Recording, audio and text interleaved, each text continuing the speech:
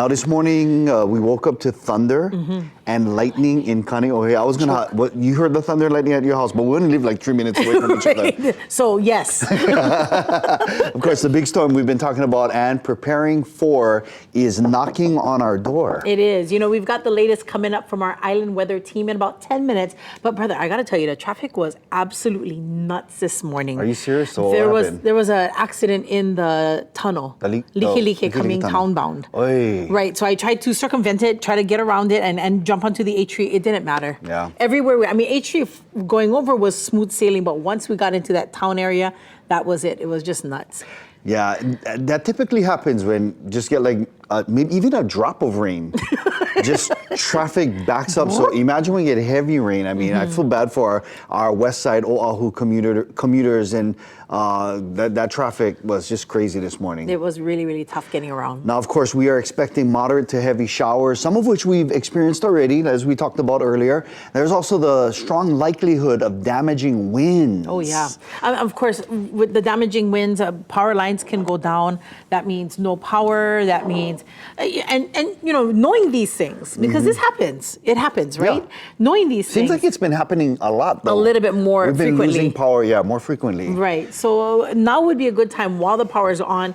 Charge those cell phones, get those battery packs out and charge those as well. It would be a good idea to park in the garage or park in a covered parking if there's a way you can do that. And definitely away from trees and power lines, like we said, because of the strong winds that are coming. Yeah, and of course, if you do have to drive, please remember that water rises rapidly.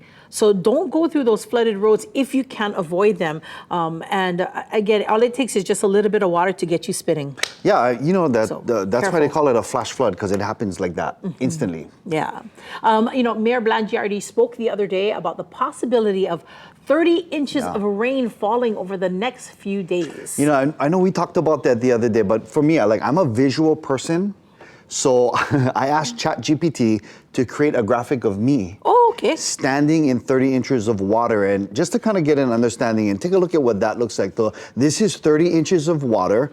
That's scary. So that's me standing in 30 inches of water. I think the only part of that picture that is recognizable with you is that I know you own that blue jacket. But the guy, that is not you, brother. I said create a picture of me. No, you put like a picture of a studly man wearing my blue jacket standing in 30 inches of water. And that's why I thought it would create me immediately, but it came out with that. No, it didn't. Okay, to be honest, that was actually the second version of the photo. This was the original one that ChatGPT created. That is not you either. That was you like 10 years ago, honestly. 10, 15 years ago. Wow. He was a chunky monkey, but now he's slender now. ChatGPT, I put her on timeout because of that picture. So timeout is just, I went unplug her this morning. So he has a love for ChatGPT, so she'll be back. He'll forgive her. Yeah. While Davey was asking ChatGPT to create fantasy pictures of him, I was doing some actual work, family, creating a list of reminders of what you should have in your 3-day emergency preparedness kit. It should not include ChatGPT. Yeah. It should include these items that you see right here on screen. So like water, non-perishable food. Yes. Again, this is for that 3-day. Yeah. So it's a gallon of water per person per day. Yes, as well as battery or a hand crank radio, flashlight. With those extra batteries, please grab those. Always a first aid kit, because you just never know what's going to happen. And also, not listed here, but you might want to consider including some things like, like the baby wipes, moist towelettes, because who knows when you're going to get a chance to actually right? Garbage bags and plastic ties as well. Now, during the storm, here are some tips for you. You should definitely stay indoors, especially because, of the lightning. Over the last couple of days, we've been reminding you to clean up the gutters, take the whatever secure things on the outdoors, but you might not want to do that in a thunderstorm, right? So just a heads up. Avoid sheds. If you do hear the thunder, open structures, avoid that as well. Tall trees. Close all the windows and doors. Draw the blinds to prevent, just in case the glass shatters.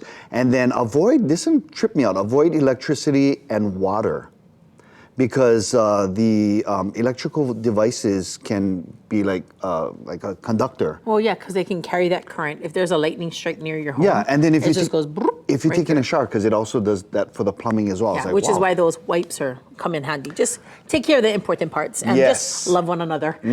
Absolutely, 100%. But most of all, stay safe, okay? Yes. Thank you. So what's the scoops with you? What do you think about all these things that we just talked about? Of course, we definitely don't want to hear about your comments about my ChatGPT pictures. Oh, yes, please send those comments to us. Nah. Let us know what you think. And if you've got other storm preps that others people should know, send that to us. Email us at islandlifelive@kitv.com or post a comment directly to this video on our YouTube page. All you got to do is search out KITV.